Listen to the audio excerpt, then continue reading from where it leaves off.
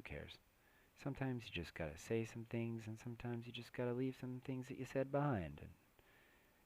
And not necessary to finish all your ideas. If you forget them, it's cool.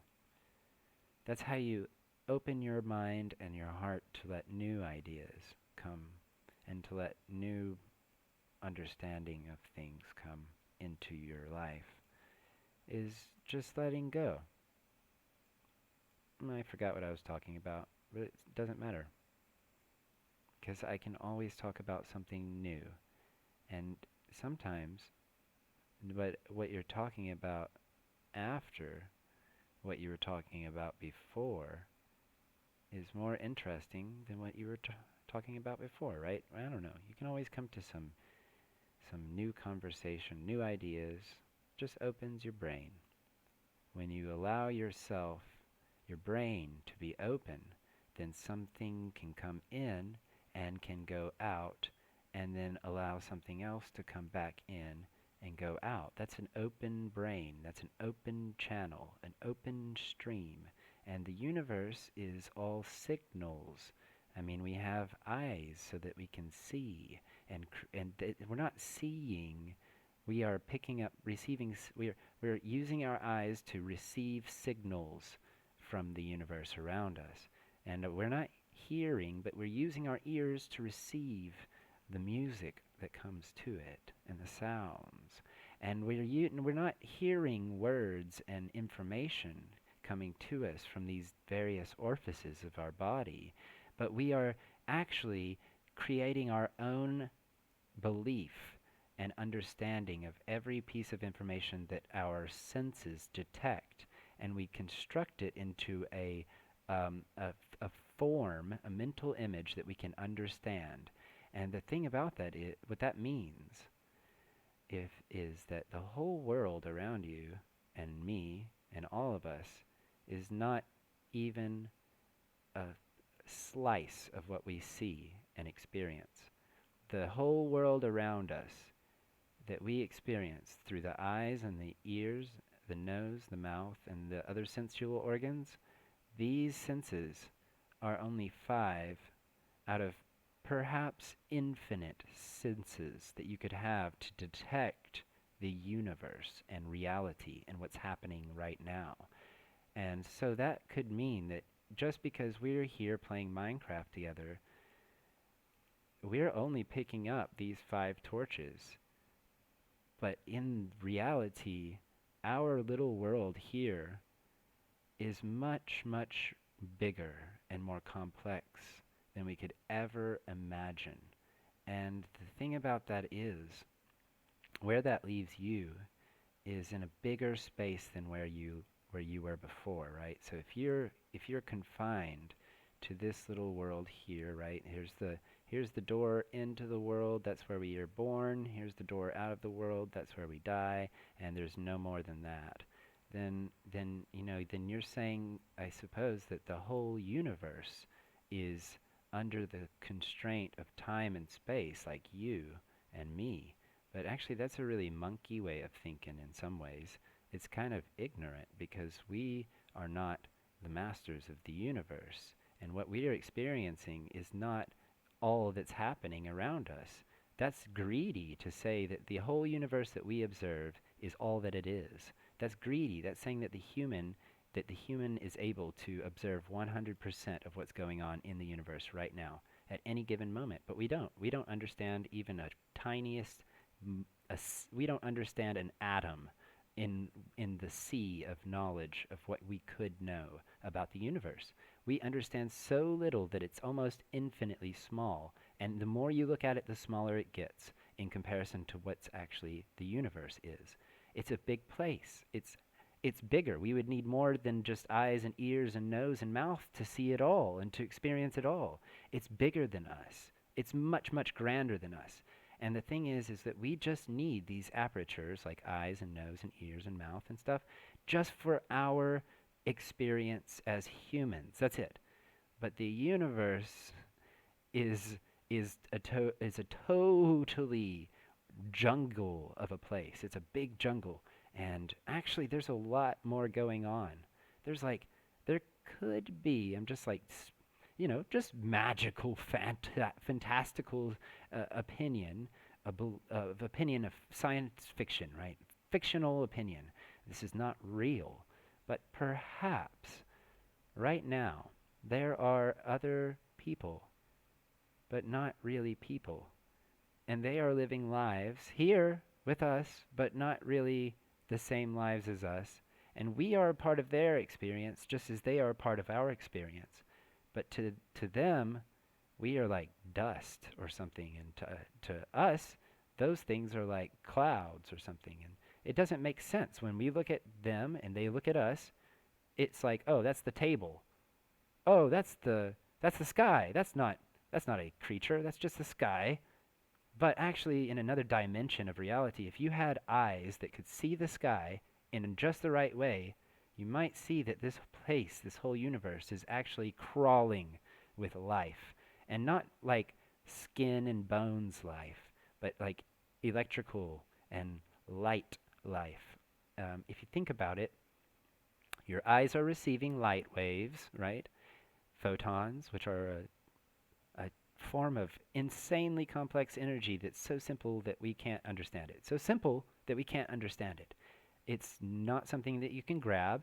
It's not something that you'll ever catch up with in a race. It's always faster than you relative to you by a certain amount of speed. So no matter how slow or fast you are, it will always move by you at the same speed. So it's always super, super faster than you, always, right? And that's light. That's a wave, baby. And sound is a very intricate wave. There's so many waves to sounds. They're vibrations, right? The voice that you're hearing right now, it's a vibration coming from my mouth through your headset or your speakers and into your ears, which then your brain will process and create its own meaning for the information that it just absorbed. So that's what gives us the ability to have different beliefs as humans, is because our brains are in control of our own perception of reality.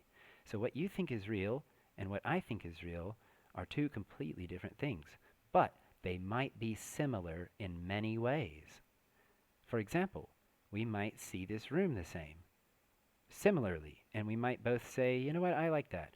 But then somebody could walk in and, oops, oh man, there I am. Somebody could walk in and be like, oh, this room is awful, this is horrible. And we're like, what? Are you sure you have eyes? Can you not see? Why do you think the room is ugly if everybody else thinks it's beautiful? Have you ever considered that maybe they're not seeing the same thing as you? And maybe there's just no way that you could know what they were seeing? So, that's what we're doing. We're looking through the eyes of a miner. And the miner just mines and mines and minds his own business. And that also is a really good way to get through life, is to pay the respect of somebody else's viewpoint. And, give them give them the opportunity, afford them the opportunity to be wrong if they say something that you don't like. If they say something and you're like, nope, I don't agree with you, afford them the opportunity to be wrong, because maybe they're not seeing it like you're seeing it. And there's no way that you would ever know. So that's the way I feel about this whole situation here with this world, is I like to approach it from that perspective of this, whatever's going on is beyond my ability to understand. I'm just here to experience life, baby. I don't know the meaning, but it's not for me to know. It's just for me to experience in this moment. If I was supposed to know what was going on here, I probably wouldn't be here. I'd probably be gone. There'd be no reason to be here if you were to know, if you knew what was going on, right? It's like if you have a surprise birthday party, but you're the one who planned the birthday party for yourself, and it's your surprise birthday party. No, that doesn't work that way, right? If it's a surprise party, it's a surprise party, baby. If somebody tells you the news a little bit earlier, that's that's because somebody told you what was going on a little bit earlier, but you still would not know for sure until you got there and everybody jumped out and said, "Surprise!" Yeah, you wouldn't know. There's no way. You could only guess. And that's life, is a bunch of guesses, right? We're just always guessing what's correct, what's real, what's not real, what's happy, what's not happy, what's good, what's bad, what's ugly, what's beautiful. Who cares? I think if you guess and you involve yourself in it, you're kind of putting yourself at risk there too. Like, for example, if I get in the business of the universe, right, if I'm always nosy and I'm always in its business, then I'm going to owe it money eventually. I'm going to owe it something. If I get into somebody else's business, and let's say I'm just like always in their business, right, then I would owe them something for their business, for their what they've done for me or what I've taken from them. The business, it's like a cash in and cash out kind of deal. If you can't steal, that's not fair. So if your experience of life is something that, like, I suppose that you steal, right? That you're doing business with it, but you don't want to have to pay the consequences, then get involved. Get involved, shout your feelings at the top of your lungs, like go fight against political parties and provide and assert your beliefs and dominance, I suppose. But like what I believe is that for every act that I get involved in this world, like I force myself into it and I'm like, do this, do that, or I want it this way, I want it that way, and then it happens for me, I'm building up some kind of debt. And I think there's like, people believe that there's like karma in the world or something like that, but I don't believe there's karma in the world. I just know that there's a debt that you build up because I've happened to have spent the last 7 years of my life paying off a debt of learning, of knowledge. You go to school, you don't go to school for free everywhere in the world, but one thing is like, some places you get free schooling. Some situations you're born into a world where people will teach you what's like, teach you well. You have the perfect situation. It doesn't mean that you're rich or you have everything you want, but it means that you are happy and you understand how to be happy. And I think that's the most important thing, is if our parents taught us like, this is exactly, this is where happiness is, then we wouldn't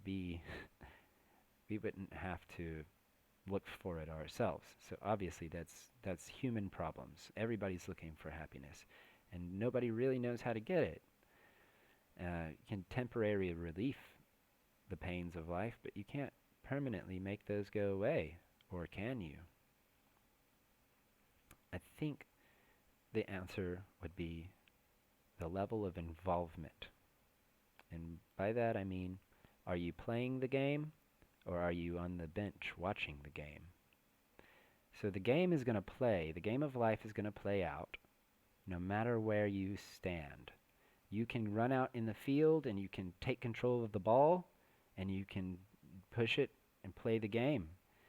But there's also the other reality of where you can let the game happen and you can observe it and you can cheer it on, in fact, or boo it. Like, no, I don't like that. Oh, yay, I love that. You can cry when you're sad. You can laugh when you're happy. You can punch the wall when you're mad. You can let your emotions out.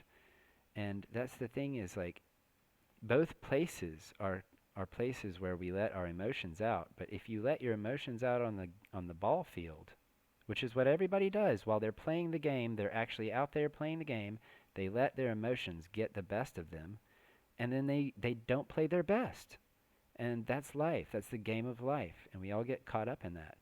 But if you sit down on the bench, if you take a break when you're feeling the emotions swelling up, if you take a break and you just let what happens, uh-oh, there's lightning outside. That's not good news for our little swamp here. I'll turn the lightning sounds down. So yeah, if you get the point. Anyways, we don't have to talk much more about that.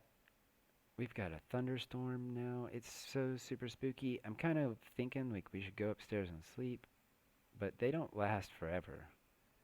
And I'm afraid to turn off the lightning and burn down another tree. We did that once already. We'll just wait this one out, like true miners. Miners in the storm.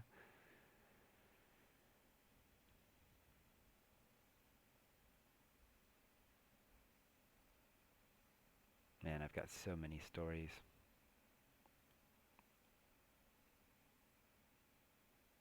I'm like an old book, an old dusty leather book, leather-bound book, sitting in a library that nobody visits, on the shelf that nobody would read from, just sitting there, dusty. And then, that's okay. Because if you're a book, you don't care if somebody's reading you or if you're on the shelf. You're just a book. That is what you is. And I am what I am.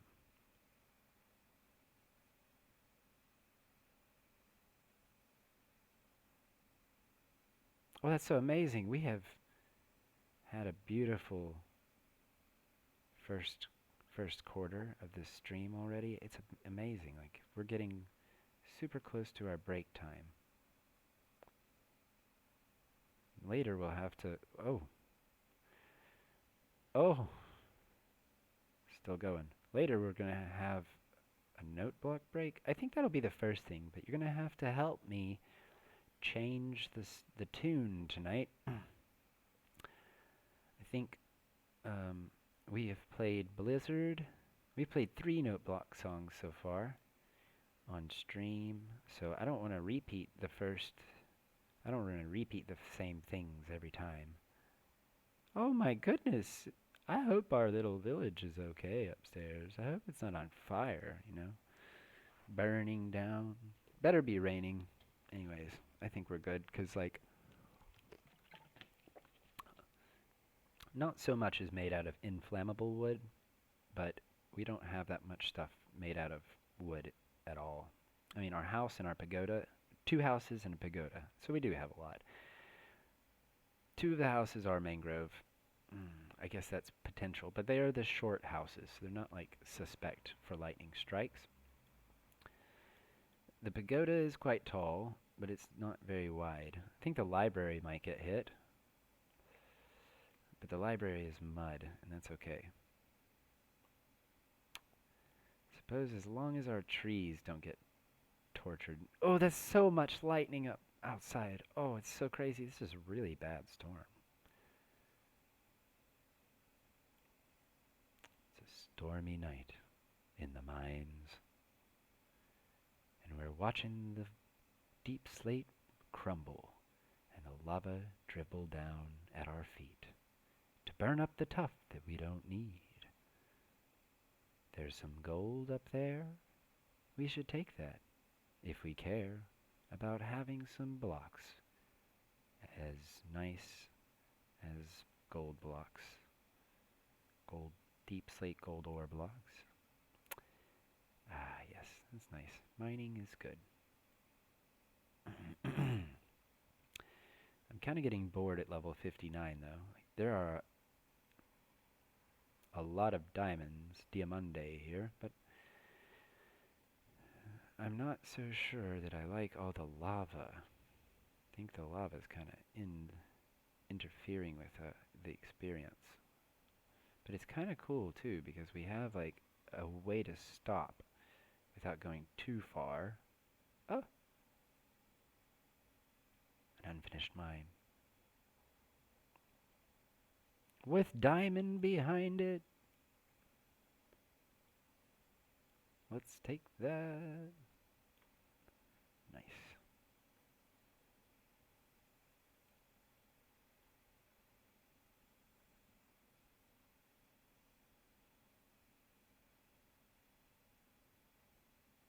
You know, the funny thing is if aliens were to come to Earth, they wouldn't come in spaceships, I believe. They would come, I mean, I guess in science fiction from the 90s or before, aliens would definitely come in spaceships. But if I was to gamble my money on it, which is not very much money, I would say aliens would just step out of reality and into our reality. So it would just be like they're already right here. They're already here, but it's just a matter of phasing from detection out of detection, like being detectable. Because like our brains could not comprehend an alien. I guess you could comprehend like another life form on a distant planet, but that's not an alien. That's just another life form on a distant planet. An alien being like an intellectual, like multi-dimensional being alien, like an alien from another dimension alien, not like the the animals with technology that come from space and shoot us with laser beams that disintegrate us aliens. I'm talking about like aliens can that have eternal lifespans that exist in dimensions beyond space and time, because of course space and time is not everything. It's just a very fragmented portion of reality that living creatures seem to have processable detection organs for that. But you know, it's not necessary for the entire universe to be bound to time and space, since that is just a function of it, like an excretion of the universe. Because there is a universe, there is time and space. Not because there is time and space, there is a universe. That's the difference. And it's like when you think about it that way, it's like saying you human and underwear, right? Time and space is the underwear, the universe is the human. And if you tell me like, you can't tell me that there can't be a universe without time and space, a part of the universe without time and space.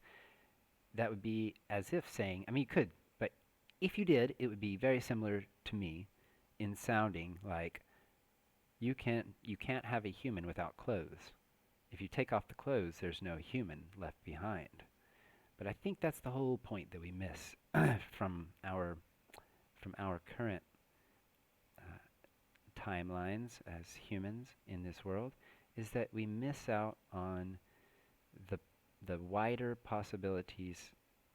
It's not possibilities, it's probabilities that are much grander than 0%. They're more like on the scale of over 100% possible possibilities. These are the impossible not to be possible possibilities with various degrees of how much more possible than others they are. What I mean by that is like there's definitely a guarantee that the human is only observing, like this strip mine, this tiny strip mine, we are only observing a teeny tiny slice of reality. We're slicing it with our eyes, our nose, our ears, and there is a lot more going on. And that could also include intelligent life. We can't just be sitting here as humans ignorantly thinking, oh, we're the only intelligent things in the universe. Well, the universe is what we spawned from. It's the birthing fluid that human experience is generated within. If without the universe there would be no humans, right? Just like without this cave, or without this tunnel, there would be no lava. I have to break the hole and let the lava pour in, and then we can see it's there. It's there as the lava. But the lava's always been there, waiting to break through into the space of life, right? And now that it's here, you know, it's you can plug it up, it doesn't go away, but it's just lava, you know. It's just just a part of it, right? It's just a part of life. Is like we're getting this little tiny sliver, and we have this light source that gives us this ability to function and experience. This inner light, I would suppose, the electricity of your brain, the electricity that's shooting from your neurons that are telling your brain things about everything that you're seeing and you're witnessing and experiencing and feeling, the electrical signals that go through your body that detect light or smell or sound or feeling, all those things. All of it is vibration. Just like that lava back there, it's a light source.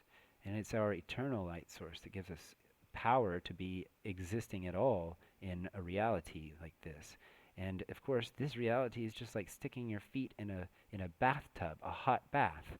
You get in, at first it's really hot, and then eventually it's too at first it's too hot to get in. You can't just jump in, right? You got to ease in and you're like, whoa, my gosh. That's like birth. You're like, whoa, where am I? What is this? It's crazy. You come out, you're all like, where am I? And then you get pushed into life and you're there and then it gets cool and then you're chilling. And you're like, oh yeah, you know what? This isn't that bad. I can have a job. I can have a wife or a husband or family. I can have computer games. I can have friends at school. I can go on adventures. I can do all kinds of stuff. Then you get comfortable, and you stay comfortable for quite a while. It's a bath, right? That's what we're in the bath for, is to be comfortable. But no matter how comfortable the bath is, eventually it gets cold. And that's what happens when you get old, is the bath gets cold. And eventually it gets too cold, it's not comfortable anymore, and you need to get out of the bath. And getting out, you're like, whoa, and run to the towel really fast, and dry off as fast as you can. And then you're comfortable again. That's death. That's okay. Life and death are states of comfort. And the transition between the two of them is what we experience as a little bit crazy, right? Like, whoa! It's just a transition. But the experience of life, as per the experience of death, not dying, not the process of death, but the death itself. Some people just go away in their sleep. They just dream and then they walk through a door and they're gone. Some people get eaten by a tiger in the plains of the savannas of Africa, mauled to death. And it's a long, slow bleeding out process, and it's crazy, and you're like, oh. But both ways, you're walking down a cold tunnel. And it's like, this isn't comfortable anymore. Whatever I'm attached to, it's not doing it for me. It's too cold or it's too weak. It doesn't feel good. It's got it. And the thing is, like, yeah, it comes with a lot of cool perks. It's like, oh, but there's the comfort of food and family and friends. Keeps dragging you out, but then you're like, oh no, my back. Oh no, this is so bad. This is so uncomfortable. It's so cold. Oh, this food doesn't taste good anymore. This is what old people feel when they get really close to death. They're like walking backwards in a tunnel. They don't want to turn around and go for that light at the end. They just want to walk backwards casually and be like, no, there's something else I need. I forgot something. Hold on, wait. Are you sure? Did I leave the stove on? Are you sure is everybody okay with me leaving? I mean, what happens? I have so many responsibilities, and everybody's like, no, Mama. No, Grandma, it's okay. You can go. We're all here. We're all here for you. You're old. You're going to pass. It's okay. We're just don't be afraid. Just chill. Relax. If we come in here and you're gone, you're gone. Okay, we'll put your body in the ground and all will be well here. We'll clean up after you. We'll remember you and party about you all the time. And the old lady's like, oh man, she's sitting here in her bed alone, like we all will be, and she's walking backwards in the tunnel towards something that looks horrible, right? And she's like, no, I don't want to do this. But she's not saying I don't want to do this. She's saying I'm forgetting something. Because what's behind you is the real you. And what's in front of you is just something that you are experiencing. The real you is experiencing here. And you're going back to your real self out of this experience, and it's just a matter of just letting go. Just let go. It's all going to be okay. If you just let go. It's all going to be good. And it's quiet back here. Suddenly there's no more sound. There's no responsibility. I don't have to hold on to my memories. I don't have to hold on to my feelings or my fear. I don't have. Where am I? What is this? What is this tunnel? Where do I go? What is this tool here? Do I just... Oh, that's relaxing. Oh, hey.